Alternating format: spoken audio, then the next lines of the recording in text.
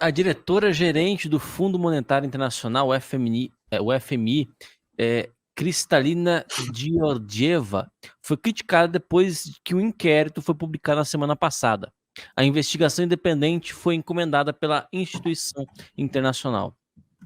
Os documentos apontam que, possivelmente, a diretora realizou lobby pró-China em 2017 para alterar o relatório anual Doing Business do Banco Mundial para favorecer a China, durante sua atuação como presidente executiva do banco.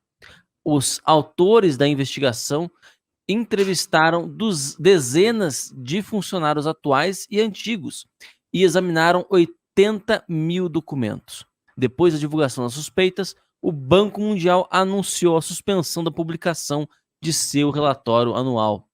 No relatório de 2017 do Banco Mundial, a China havia alcançado um lugar no ranking que a classificou como um país com o clima favorável para a atividade econômica e empresarial.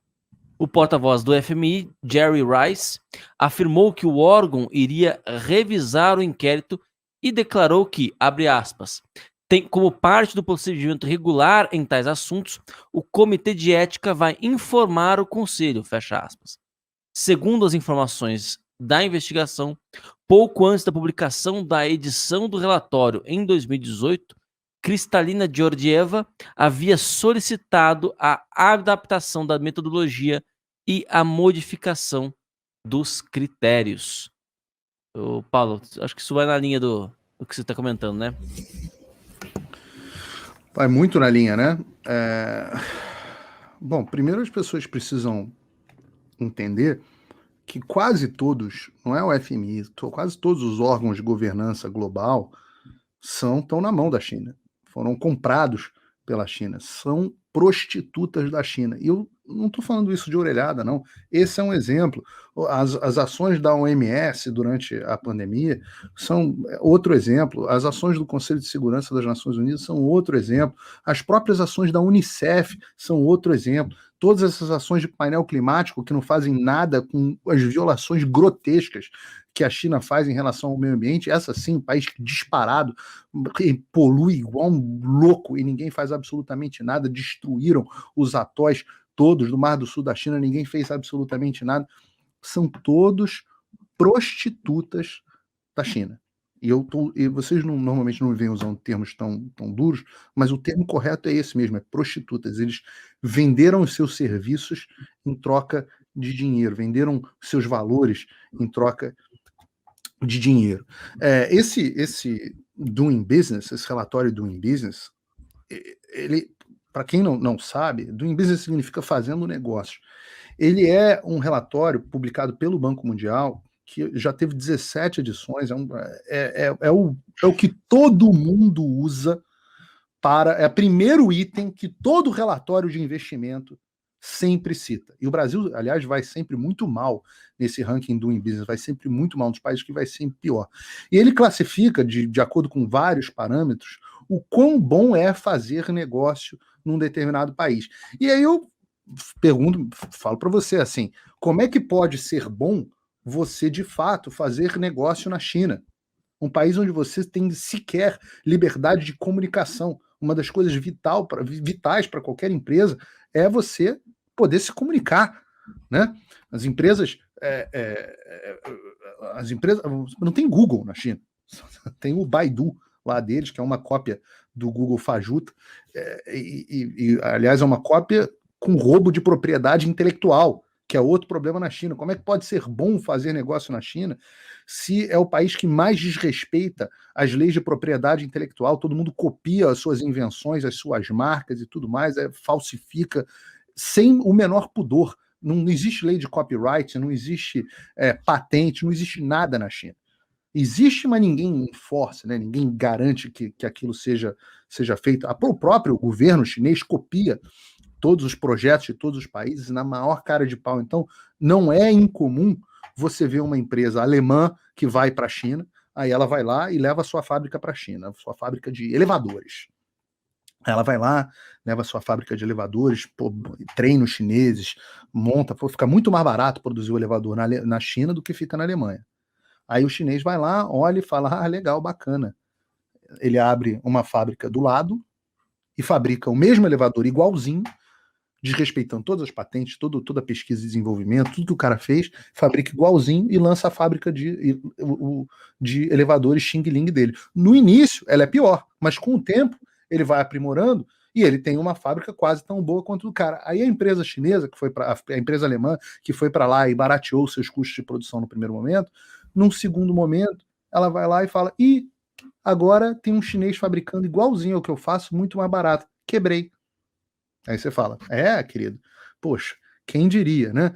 Então, isso é um dos motivos. Você me perguntou agora há pouco se as empresas estão deixando de ir para a China, várias delas, por conta desse motivo. Para você ter uma empresa na China, você tem obrigatoriamente que ter participação de uma empresa chinesa no seu negócio. Você não pode simplesmente, eu, Paulo, vou lá e resolvo abrir a Paulo Corporation dentro da China. Você tem que ter, nas atividades produtivas, uma empresa chinesa como sócia. Se você tiver que processar alguém na China, nas cortes chinesas, as cortes chinesas são um caos completo. Se a gente está falando de insegurança jurídica, não há nenhuma segurança jurídica na China. A coisa mais comum do mundo é aqui nos Estados Unidos a gente, por um acaso, ter que processar uma empresa chinesa. Eu já procurei um advogado para conversar a esse respeito, ele fala, desiste, não tem a menor chance, as cortes, inclusive, são muito mais favoráveis às empresas chinesas do que às empresas estrangeiras. Então isso gera uma insegurança jurídica danada. Agora, sem contar o fato de que muitas vezes, se você fizer alguma coisa que o Partido Comunista Chinês não goste, você vai ser mandado para um campo de reeducação, entendeu? Não existe negócio de devido processo legal. O próprio Alibaba, uma empresa chinesa, etc., gigantesca, quando o Jack Ma, o dono do Alibaba, um cara muito ligado ao Partido Comunista Chinês, um dos homens mais poderosos do mundo, etc., etc., quando ele achou que ele mandava alguma coisa e resolveu falar mal do Partido Comunista Chinês, ficou desaparecido, a empresa dele foi estatizada, o governo chinês inventou uma série de novas regras sem nenhum devido processo legal para quebra do monopólio das empresas de tecnologia, e o Alibaba foi encampado praticamente pelo Partido Comunista Chinês.